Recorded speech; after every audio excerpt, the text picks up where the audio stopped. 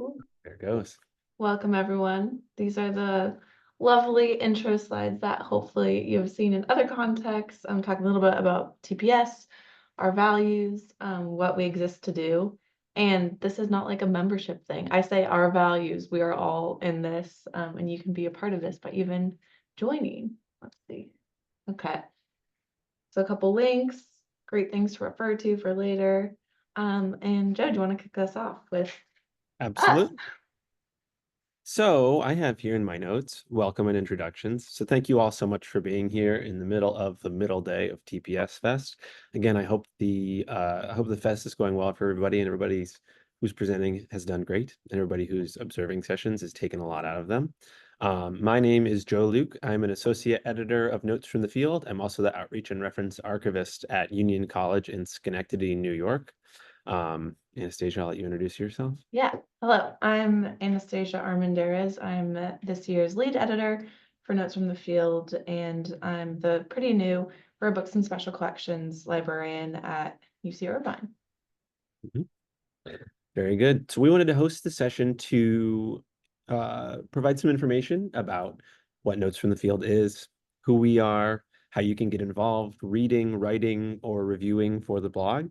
Um, we love participation. That's why the blog is here. So if you have any interest in reading, writing, or reviewing the blog, and we hope that you do, pay attention. We're going to open up with a little spiel about, again, it's going to seem very remedial at the beginning, like about reading the blog. Um, but we're going to do reading, we're going to do writing, we're going to do reviewing, which I hope will be interesting. And then we're going to host a little discussion about topic ideas. We do several calls for papers a year, I say, call for submissions a year. And we want to know what you want to write about or what you want to read about, topics that are going through your head, topics that you're hearing going through the field. And also, if you have any questions for us, again, about reading, writing, or reviewing for the blog, we're here to chat about those and answer them and hopefully get everybody excited about Notes from the Field. So, does that sound good? Anastasia, do you have anything to throw in before we dig into read? No, Okay. we're here. Very good. So the link to Notes from the Field is right here on the slide. And maybe we can get that in the chat as well. There it is. Very good. Thank you, Anastasia. Um, so Notes from the Field is a peer-reviewed blog highlighting practical lessons from the front lines of teaching with primary sources in thematic series of open peer-reviewed articles. Contributors write about theory and practice of teaching with primary sources, relating to topics from all types of institutions, teaching all kinds of students. Sort of what ties it all together is the experience teaching and learning with primary sources. So we take posts and feature them from, archivists, librarians, teachers, students, people from all different careers, all different stages in life, all different stages in involvement with primary sources. And sort of what brings us all together on the blog is the teaching with primary sources element, which ties it to TPS Fest and the TPS Collective. So we look for submissions and contributions from, again, librarians, archivists, museum educators, also all sorts of different people, cultural heritage professionals that teach with primary sources. The link is there to Notes from the Field. I would encourage you to take a look and read through some of our posts if you have not already. They go back pretty far, and a lot of them are useful, even the ones from years ago. So, who can write for TPS or for Notes from the Field? Frankly, if you're here, you certainly can. And if you're not here and you want to tell your friend who's working on a cool project, they can too. So we accept submissions. Again, on the website, we say from librarians, archivists, and museum educators, but also we want to open up the floor to all sorts of different people. So students, teachers, again, librarians and archivists, because there's a lot of us here. But we're really looking to explore teaching with primary sources from as many angles and lenses as we can. The blurb that we have online that Anastasia helpfully updated this year, the Notes from the Field author guidelines and peer review process notes that, then I'm gonna flip to it. I'm on one monitor because I'm at home. The ideal post explores the writer's practice in order to reflect on issues relevant to the larger profession. So instead of adopting a case study approach, writers typically look for universality and applicability of the post to other TPS instructional environments, while also acknowledging possible differences. Writers may argue for a particular approach, strategy, or development in the field with practical suggestions on implementation.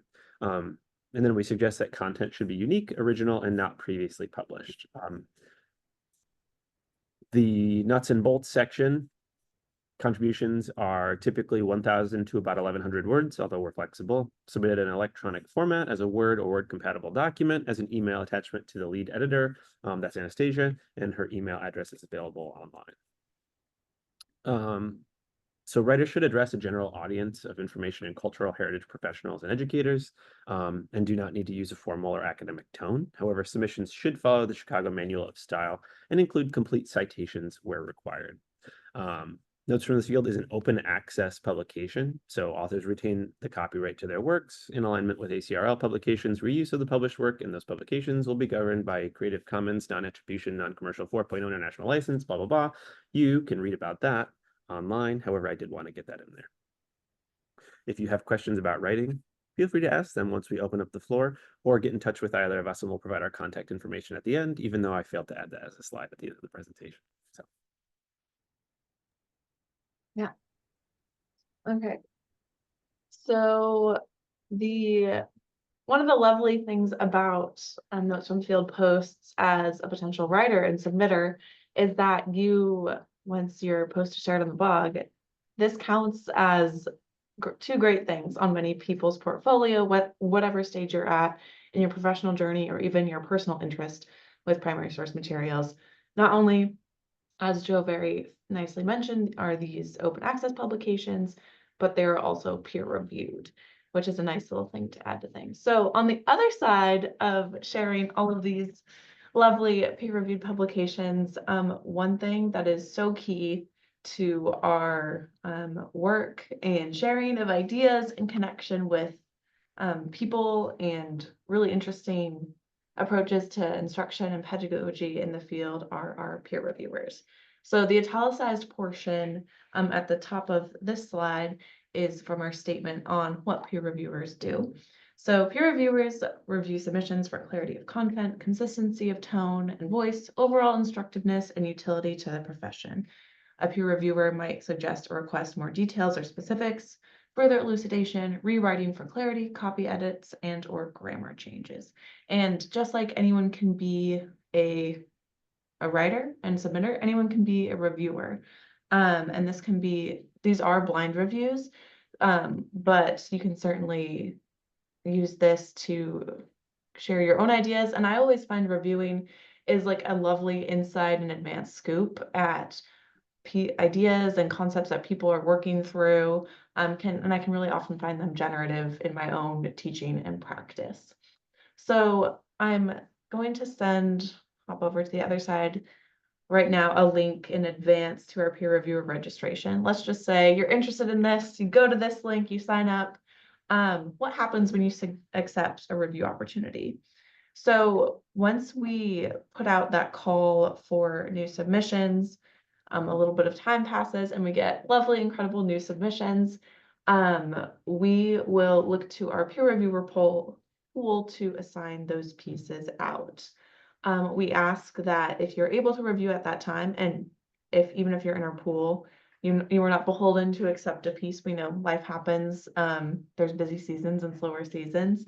If you do accept that review opportunity, we ask that you take about a week with that piece. Remember, these are fairly short pieces, 1,000 words. So, but certainly if we need to work with different timelines, we're always happy to communicate and work around that. And then we generally don't ask anymore, as in we don't ask any more than about one per academic year for peer review. We have had people who are like, I want to review more and more, and we're like, okay, we'll like make a note of that in our document. But this is all to say we're not pestering you every month for a review opportunity. Again, that registration form is in the document. Also, sorry, I should have said this to kick us off. Does anyone have any questions about review right now? We can also revisit it at the end if something comes up. No? Oh, I was just curious about how many submissions do you get I don't know, per semester? That's a good question. So, I want to say like per call, which generally follows semesters. It's about 3 to 5, and right now with an open call. So if anyone is having any inspirational takes, or even now I'm hearing in other sessions, I'm hearing things where I want to follow up with people and be like, you should write about this for Notes from the Field. We have an open call right now, but probably in the next month or so, we'll be putting out our new fall call. So yeah, usually about 3 to 5 posts per call. Yeah. And then before we move on to the next one, these are generally sorted. You can find more information about this on the website, but these are sorted into reflective practice or practical how-to. So it can be a nice way of kind of framing your thoughts, whether you're like, oh, this was a very specific activity, say, that I used in this instructional context, and I want to provide this as a toolkit for others. Or it can be, say, your thoughts about incorporating a new program, or perhaps doing something very specific to your campus or context or institution that you still want to share. So that can be a further like way to kind of help guide your thoughts even within the specific calls. Yeah, thank you. Any other questions? I think reviewing is an excellent way to get involved with TPS Collective. I'm always surprised by the comments that we get back when we send out to reviewers, because we as editors take a look first, seeing what comments come back with the ideas that people bring that, you know, we never even thought about a specific article, like, oh, this could apply to this, or this could apply to this sort of instruction scenario, are always very interesting. And I think sort of contributes to the spirit of Notes from the Field, which is, again, different types of instructors, different types of instruction, all sorts of different perspectives. So Yeah, absolutely. Okay, to the next. So topics. I've teased a little bit some of the ways that we use guiding themes to structure our posts and give potential submitters a way to guide their own thoughts, or say like, oh, I've been working on this and I didn't know that there was a venue to explore this.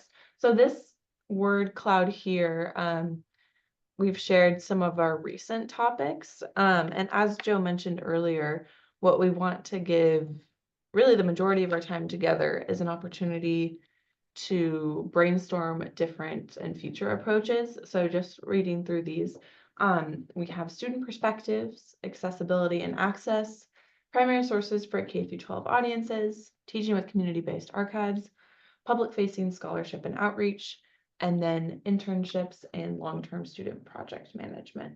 So you can see these kind of run the gamut from broader, they're intended to elicit posts from different audiences, and some of them are pretty narrow in scope. Also, sometimes the ways that I think in past brainstorming, even among the editors, there's always 3 of us per year. It ranges from, oh, this is something I've been working on, to, oh, I want to learn more about this because I think it'd be important to incorporate. For instance, I'm like, how do I encourage primary source use in K through 12 audiences? So that was a very almost selfish submission solicitation because I was interested in hearing more. But again, one of our recent ones with student perspectives was really lovely, because it was a nice way to see how people in the teaching the primary sources community are sharing these insights with students, but more than sharing existing insights with their students, are equipping different people with platforms, regardless of where they're at, quote, in the field, to share about really interesting projects they're working on, and sharing different perspectives on our work. And also in a lot of ways reminding me of some of the kind of elements of wonder and connectivity that drew me to this profession in the first place, which can be really nice. So with that, thank you, Jacqueline, for sharing the Padlet link. There's also a QR code if you're able to scan that from your screen. But this can be a time for, I'll stop sharing this slide. Joe, if you want to share Sure. the Padlet, great. And so we don't have to just be silently inputting potential ideas. Oh yeah, AI, yes, why not? I love that. We can chat through things, and certainly thank you for asking questions earlier. If there's other ideas that you want clarification on, or again, this is one way of many to get involved with TPS, but as hopefully you've started to see from this, there are a few different angles to come at your potential involvement with, which I feel can always be nice, especially I don't know if all of you or any of you have known about TPS for a while, but there's so much. And so to have tactical entry points, tactical, why did I say it? You know, different, very and specific entry points can be nice. So yeah. I might add one myself because I want to hear other people's perspectives on it. Please do. One thing that I like about notes from the field is, and this is silly to say because we love everything about notes from the field, but I think it really fills a gap in, I mean, the scholarly literature, frankly. It's sort of like the 1,000 word-ish scope is really good for sort of early career writers who are getting their foot in the door. They have ideas to share, but they aren't quite with their research to writing a full article for a publication. But also it's really good for people with, you know, more experience who have a very specific idea, or as Anastasia said, a very specific project that they're working on. And they're like, I want to put this out there. I have 1,000 words on the lesson plan that I just put together, and I'm going to put it out there. They'll go through the rigorous double-blind review process. We're much faster than journals. If anybody has anything that they want to bring up for discussion, again, feel free to add it to the Padlet board, or feel free to unmute and contribute if you like. Otherwise, we can keep talking about these all day. I like how how these are framed as questions, because that's very much the spirit that we're trying to work with this, like how to address language and comprehension gaps in teaching with other languages. And I think that goes nicely with kind of perspectives on like authority in the archive and being like open with what we don't know, but then being able to still provide context. And then also inviting other people's context, whether that's a student or a researcher. Yeah. Oh, yes. And please heart them, comment Yes. on them, ask for clarification. Yeah, because again, we want this to be for the community, which is why I think I'm really glad to have this opportunity to hear a few people's perspectives on what sounds exciting and relevant.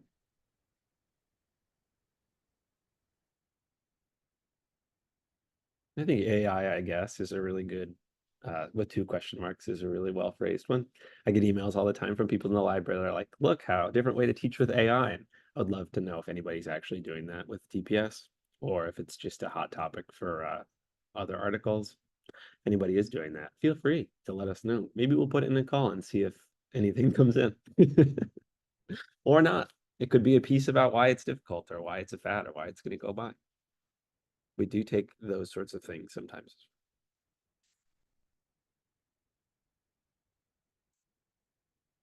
Yes, we have a hand. Hi. I have an idea. I think I'm just better just speaking it out than the Padlet, and see if it's a right fit for the notes from the field or how to talk about it.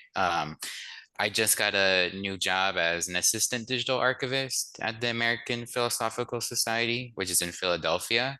And my job is more of a processor and ingester, but my position before did a lot of teaching, and I really like teaching. And one of the topics, that I'm thinking of, well, just processing is like, how will people teach with born digital materials? How is it different and all that? And there isn't any capacity at this current moment at my institution for people to teach with born digital materials in my estimation.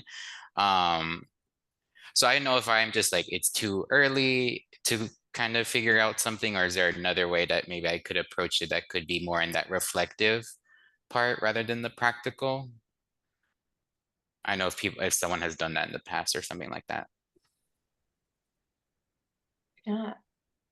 I think to answer one of your questions, it seems absolutely like a great fit for a conversation within notes from the field, because it's not just like authoritative. I did this giant project and it was great and everyone loved it. It's like these are, I mean, born digital materials are vital, and it's one thing to think about, which it sounds like you are, the preservation and long-term management and care, but then also I think which many of us can also relate to, it's like, how do we share this? How do we connect this with our users and learners?